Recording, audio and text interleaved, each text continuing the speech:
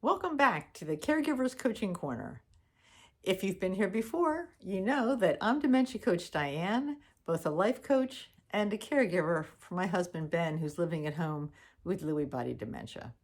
And if you're new to our channel, I'm so glad you found us.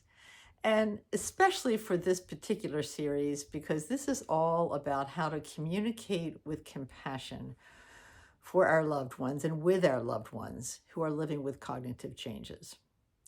I know for myself that Ben's language was the first thing to be affected severely. And he's at the point where he doesn't really use words in general that I can understand anymore. So I had to learn very quickly how to continue to communicate with him in a loving and compassionate way for both of us. So in this particular series, I'm going to cover at least 4 topics and maybe more.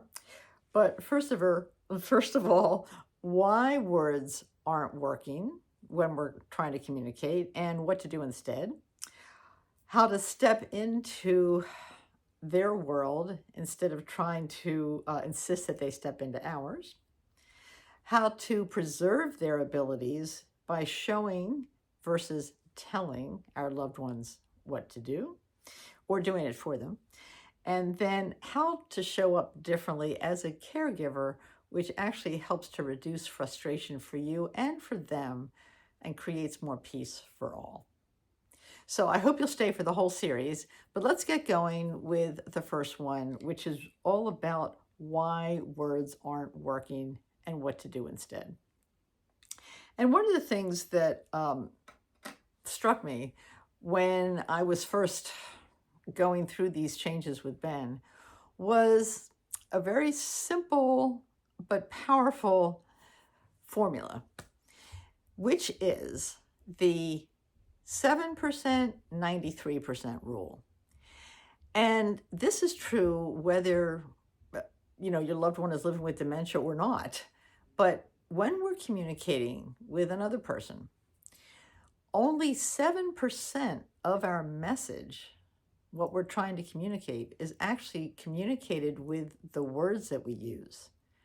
93% of our message is communicated with our tone of voice, our body language, which includes our facial expressions, and our pacing. It's huge. And yet we can get so tangled up trying to find the right words. So this is true, as I said, no matter who you're communicating with, but it's a really powerful thing and actually works in our favor when we're dealing with or living with or trying to help someone whose brain is not processing words the way they used to. Because again, in my case, language was one of the first things affected for Ben. Now, I think he actually takes in more than he's able to express, but I'm not really sure. So I really do count on everything but the words when I'm communicating with him. So that's one of the first things. Their brains, let's remember, that are struggling to process words. And I find that sometimes it takes so much longer for them to process the words. I mean, it can be like up to 90 seconds if you're trying to wait for them to process the words. And that's like a really long time when you're trying to help them, change their clothes, or you're trying to help them brush their teeth and a lot of other things. So that's why, again, it's much, much better if we can slow down and show versus tell. So let me give you some examples, at least for what has really worked for us. Something really simple like brushing teeth. Okay. It's tempting to say, and I did this early on, I made every mistake in the book, believe me, go brush your teeth. We've got to leave in 10 minutes. Forget it. Instead, and it depends, I'm going to say, of course, it depends on what stage your loved one is in. But I know for me, what I have to do is I actually have to get everything ready. And frankly, we do it at the kitchen sink because, it's just easier that way. So I have the toothpaste and the toothbrush and the mouthwash and everything right there. So I actually get Ben's toothbrush ready. I get mine ready too. I put the toothpaste on it for him.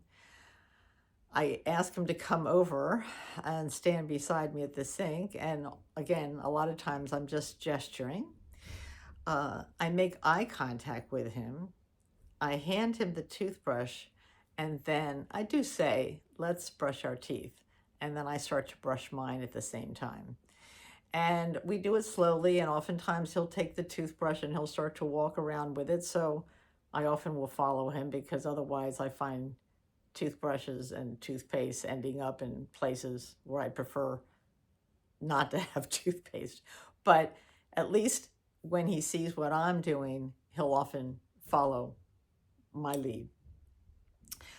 And again, this is an example of modeling for someone versus ordering them. Their brain can mirror our movements even if they don't understand the words. At least that's what I've experienced with Ben.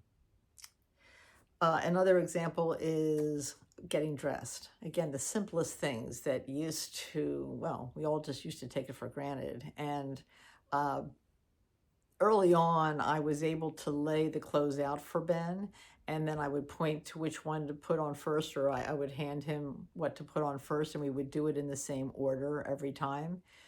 He's actually even beyond that now. So I still, though, of course, I'm not going to say to him something like, you need to wear warmer clothes, it's cold outside. He doesn't get that. I like to try to give him options. Sometimes it works, but what I'll oftentimes do is just hold up two different jackets and I'll ask him which one he wants to wear. I'll say, this or this, and then I will start to put on my own jacket, and then he oftentimes gets the message and puts it on as well. And again, it works because, too many words, it's just confusing.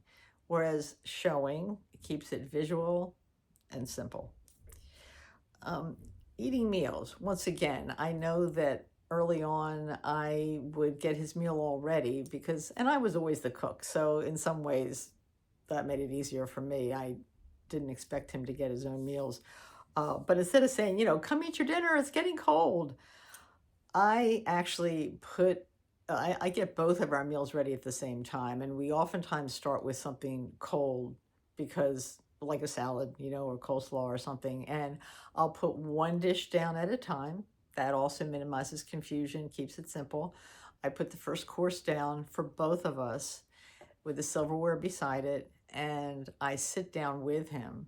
And then I ask him, I gesture to come over. Now, I'm thankful that Ben's got a really good appetite. So when he sees the food, I don't have to call him to the table. He comes right over, which is great. But it's interesting how often I see him actually looking up at me like for cues. So because sometimes he'll start to dive in with his hand, and I keep wipes right next to the table, and I'll help him to wipe his hand and then hand him the spoon and make sure that he gets into the rhythm of eating. And oftentimes then the muscle memory will take over. So once again, seeing me go through the process and seeing me eat is going to be a lot more motivating than hearing me talk about it. So once again, if you're experiencing a lot of frustration with your loved one, you think they're just not listening, or they're being reluctant or resistant, oftentimes they just can't process. And it's really hard because they can look the same as they always did, but we really don't know how long it's taking them to process things. So slowing down, remembering just how important our smiles are, our tone of voice, keeping it gentle, keeping it calm. Quite honestly, it helps me too, because my nervous system was pretty hyped up when all this first started with Ben. And so as I've learned to just slow down for him, it's helped me to slow down for me. And we're now getting into some rhythms and some structures that really work pretty well, at least for today. So I hope this first video is helpful. Give it a thumbs up if it is, and please share in the comments anything that's worked for you in terms of how you've encouraged your loved one by showing them how to do those basic tasks of everyday living that we used to take for granted. And in the next video, I hope you'll stay tuned for it, we're going to talk about how to step into their world versus insisting that they come in to ours. Stay tuned.